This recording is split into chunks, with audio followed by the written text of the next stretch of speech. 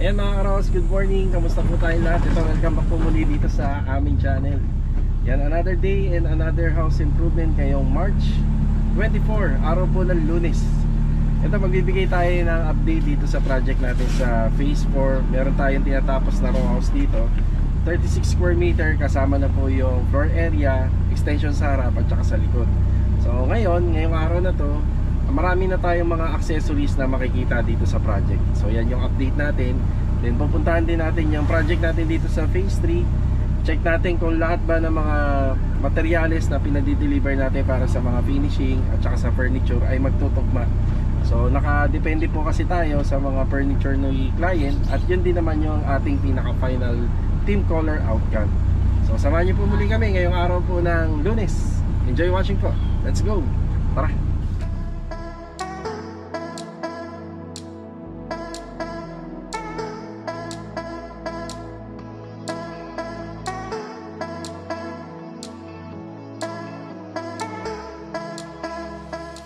May nagtatanong nga pala sa amin kung ano yung nilagay naming wall float nung WPC na ibaba at saka itong banda rito.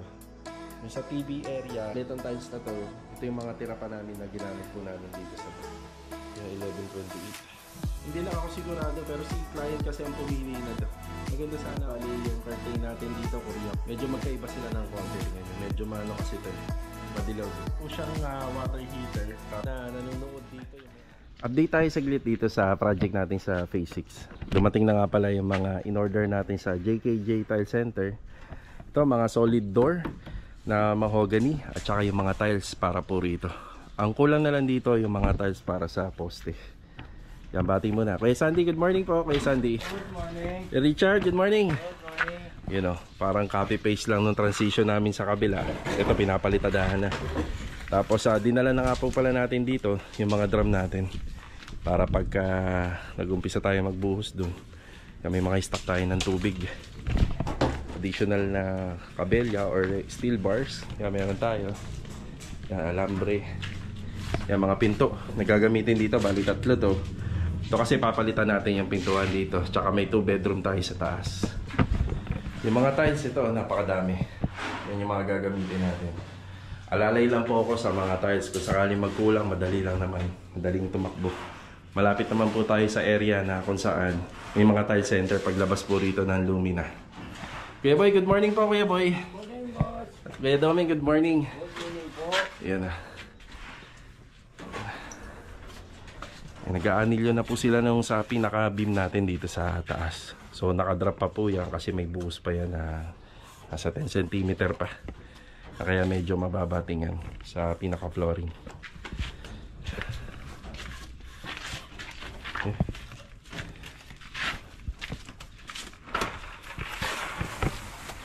Plastering, preparasyon para po sa slab, buhos.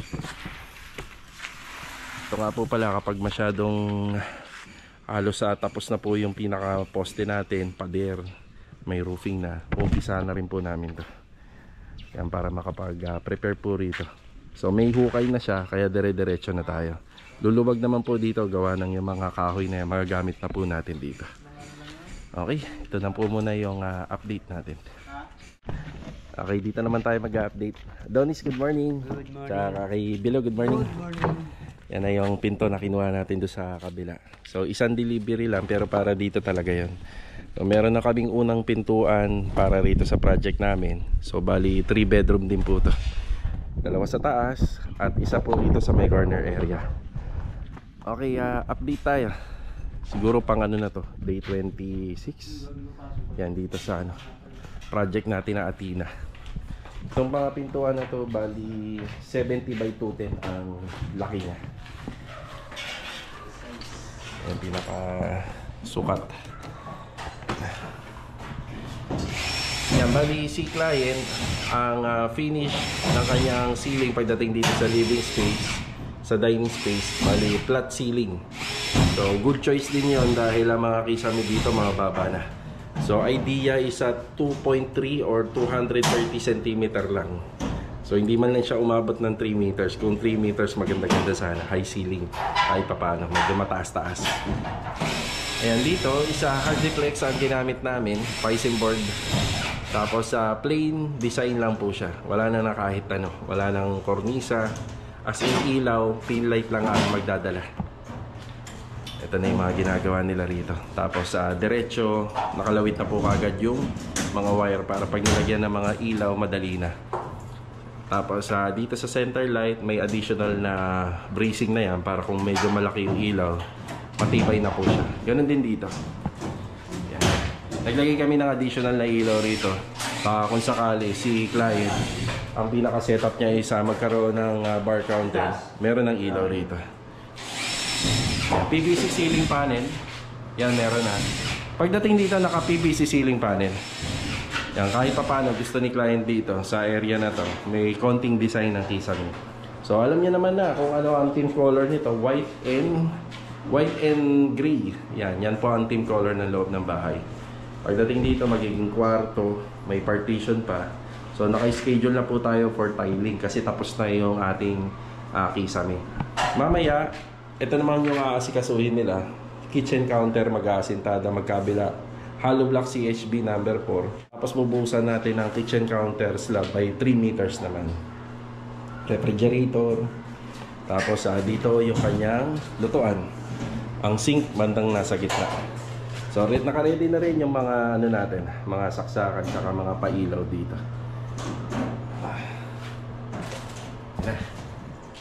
Yan po yung muna yung balita na po muna yung update dito. Ang ganda no, kapag minimalist lang. Malinis siya tingnan. So, tiles na. Tomorrow, pwede na. Or sa susunod na araw, pwede na.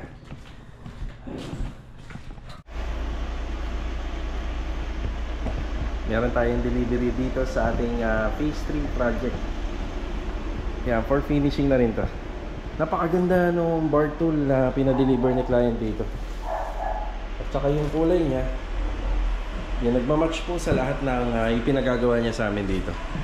Ito na nga po pala yung sa Duco Barniz. Yan, babarnisin na lang po ito. So bali, ano pa lang po to, haspe. Sasanding sealer pa lang to. Tapos pagkatapos niya sa clear gloss. Yan na. Siguro hindi ko na muna tatanggalin yung cover para mas maganda. So 2 piraso to na bar tool. Yan na. Maraming salamat kuya. Thank you po. Ganda. Saan to? Alam niyo? Alam niyo kung saan company to? Hindi siya kampang ano siya eh. Sa Guagua, Pampanga yan. Guagua, Pampanga pa. Sa madaling salita naman ho kasi, ang mga taga Pampanga, magagaling gumawa nito. Pagka nakakita tayo ng mga ganito kagaganda, Pampanga to. Ganda. Eh, hindi na natin tatanggalin yung cover. Pag natapos to, dito po yan ilalagay. Diba?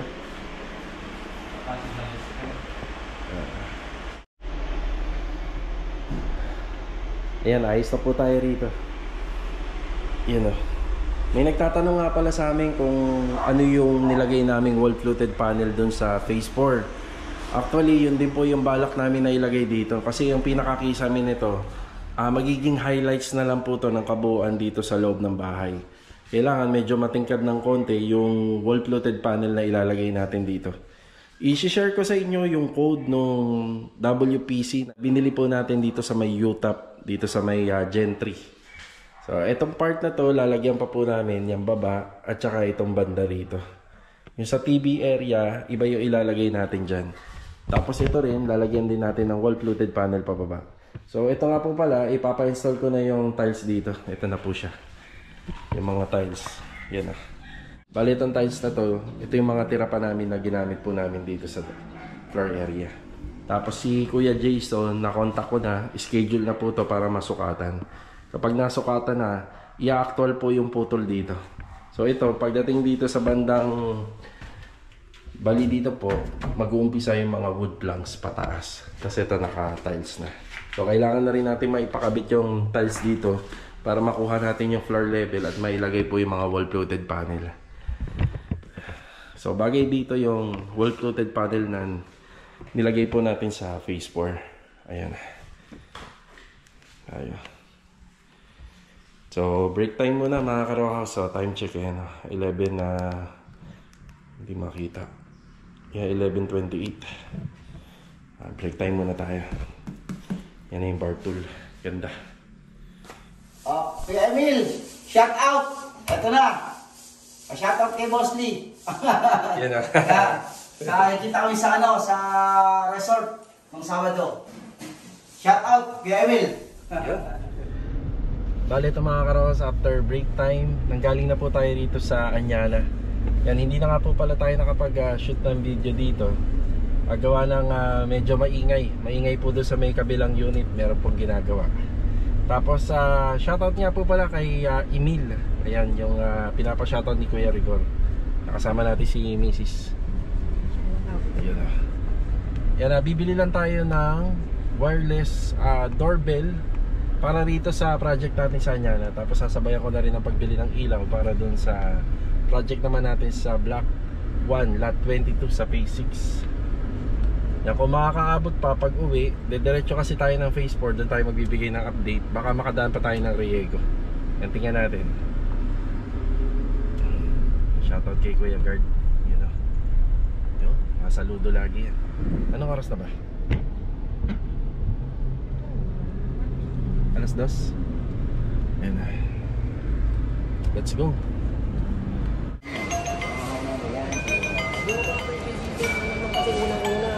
Ngayon na lang pumili sir. Yung una, okay na yun? Yung kanina? Ang kanina.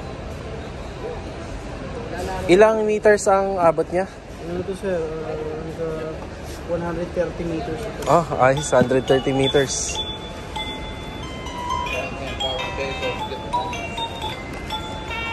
Ano to sir? Mamimili ka na lang ng tunog kung alin doon.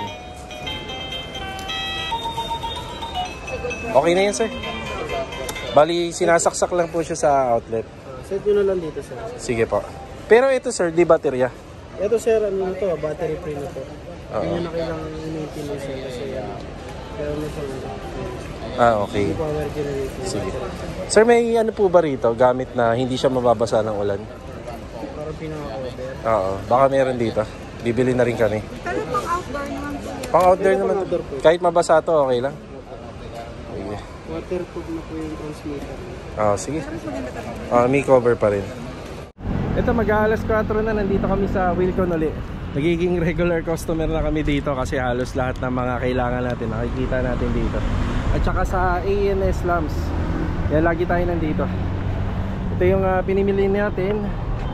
Bale, ito yung mga pinamili natin. Ito mga ilaw na to, kulang pa para sa project natin sa Phase 6 sa Block 1 Lot 22. So yung iba hindi pa natin nabili kasi wala dyan yung hinahanap. Then sa Wilcon, bumili ako ng double-sided tape para do sa project natin sa Phase 4 para sa street light. Tapos ito yung doorbell para sa Anyana. Tapos itong cooktop na to, dalawahan lang po to. Ito yung para sa project natin sa Block 9, Lot 14 sa Phase 3. Yan doon sa may maliit na kusina. Siguro pagbalik natin ng Lumina wala na sila. Ayan o. May si Mrs. kasama natin. Ayan na. Buti nakadaan pa ako ng Anyana kanina. Siguro meron lang akong bibilhin na magnetic catches pa para dun sa pintuan sa ilalim ng stairs dun sa project natin ng dito sa Anyana. Yan, tapos dediretso na tayo ng ano siguro, ng Riego. Kahit wala tayong abutan doon, okay lang naman kasi yung mga materyales nandun sa labas. So meron lang din akong onting papakita kasi nag-additional tayo ng, kasi nagan po tayo doon, nagpa-deliver pa tayo ng 10mm at saka 12mm na bakal. Then konting update lang doon. Then pag uwi natin, dediretso na tayo ng Phase 4 para makapagbigay ng update doon sa finishing project natin na row house. Yan na, tara. Yan, mabilisan lang para makabalik agad tayo. Tara. Nakaabot pa tayo rito sa Riego. Ayan, ang nandito na lang po si Marvin at saka si Rusty. Yan, si Marvin at si Rusty po, ano po sila, huli pong umuwi rito kasi si Kuya Ruel at saka si Kuya Chris maaga pong pumapasok. Ang schedule po nila rito 7 to 4 PM. Yan, maaga po sila. Tapos yung mga taga 8 to 5 natin, ito si Marvin, si Rusty. Good afternoon, Marvin. Good afternoon. Saka kay Rusty, good afternoon. Yan, may dumating daw na bakal. Tig ilan yan? 30 po. Tig 30. 10mm at saka 12mm. Okay. Tapos gabundok uli yung yung graba, ilang truck yan? Dalawa. Nabawasan na nga ano. Yan, dalawang truck uli ng graba, dalawang truck uli ng buhangin na yan. Bakit umapaw uli? Yan, napahabol na 10 and 12 para hindi tayo mabitin dito. Yan. Yan ang ginagawa po natin dito na nakaraan, nabanggit ko na. Ayan, nakapag-asintada ng hollow blocks para may balik natin yung lupa. Ito, napatag na. Napag-asinta na rin ang hollow blocks dito, tapos nakapagbalik na rin po ng lupa. Ayan. Para yung pag binuhusan natin yung tie beam natin, hindi na po siya aapaw hanggang dito. Yan. So ito lang muna yung update natin dito sa project sa Riego. Simento, marami pa naman. Yan, anilyo. Yan, okay pa naman tayo dito. Bagay, hindi pa naman natin kailangan ng medyo marami-raming manpower. Siguro sa Miyerkules. Yan. Yan, kukumpletuhin yung tie beam sa mga susunod na araw. Paikot po yan. Tapos makikita po natin dito, may hukay na po siya sa gitna. Ayan o, nagkaroon na ng hukay rito sa gitna. Yan, para mag-interlock yung gawa namin, kailangan po namin maglagay pa ng biga rito. So ano na po to, additional sa plano na lang. Tapos naglagay kami ng isang poste pa sa gitna. Gawa ng yung distansya po kasi medyo malayo. Yan, naglagay tayo para suporta. Okay, mag-uuwian na rin po sila.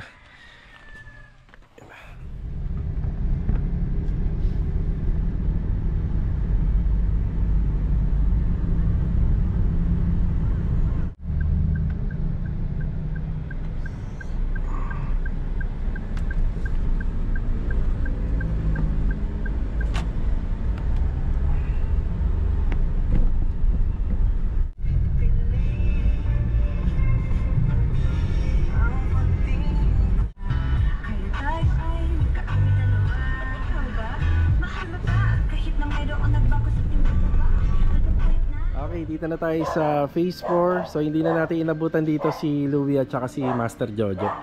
Dito sa harapan ng bahay, yung tatlong ilaw na lang po sa poste. Ito, may pailaw po tayo rito sa ilalim po ng ating inside gutter. Yan, may pailaw tayo. Maganda to kapag gabi. Tapos naglagay din tayo ng pin light dito na tricolor dito sa bandang fence area. Siya nga pala, yung ceiling natin dito gawa sa spandrel po yan. Pagdating po rito sa loob, medyo maaliwalas na. Halos na kompleto na po natin yung pailaw natin dito. Ang kulang na lang yung strip light. Kasi yung double-sided tape, ngayon lang po natin nabili. Naubusan po tayo. And medyo gumaganda na po yung project natin dito. Lalo na kapag nakikabit na yung rito. Yung strip light dito sa dalawang cove ceiling. Tapos dito meron na siyang kortina. Bali yung curtain natin dito, Korean blinds. Siguro, di ko lang alam kung si ma'am sinadya yung iba yung kulay ng tela. Medyo magkaiba sila ng konti. Tingnan nyo, medyo maano kasi ito eh. Madilaw-dilaw. Siguro choice po nila to. Pero okay naman din po, bumagay din. Ayan, Korean blinds. Tapos kinabit na rin po nila Master Jojo yung ating pendant light para dito sa dining area. Ganda oh. Yan, halos kompleto na. Ito na lang, kulang. Bali may lababo na tayo rito. Yan, lababo na. Kakabit na lang yung fittings. Yung tiles dito, naikabit na rin. Ganda na oh. Tapos yung ilaw na lang natin sa ilalim ng overhead cabinet. Tapos ito, kukumpletuhin na lang po natin to. Yung CTNB, meron pa po siyang water heater. Tapos may LED wall mirror pa. Tapos final retouching na. Baka bukas or sa makalawa, ikakabit na yung wall mirror dito. Pag naikabit po yung mga karos, isa yan sa kukumpleto po nito pag natapos. Yan, kahit 36 square meter lang. Kita nyo naman, napaka-detalyado ng pagkakagawa. No, kahit ganito lang. So, wala pa siyang gamit. Kumbaga, asahan na natin, yung mga gamit na ilalagay dito hindi malalaki para mapanatili naman nila yung design ng bahay. Yan mga karawang, hanggang dito na lang po muna yung vlog natin ngayong araw. Ito, nakahabol pa ako sa pagbibigay ng update dito. Siyempre, number 1 na nanonood dito yung may-ari nito, siyempre. Kaya lagi tayong habol sa update sa ating mga ginagawang project. So hanggang dito na lang po muna yung vlog natin mga karawahas. Kita-kita na lang po ulit for the next video. God bless po sa ating lahat. Ito, paalam po muna.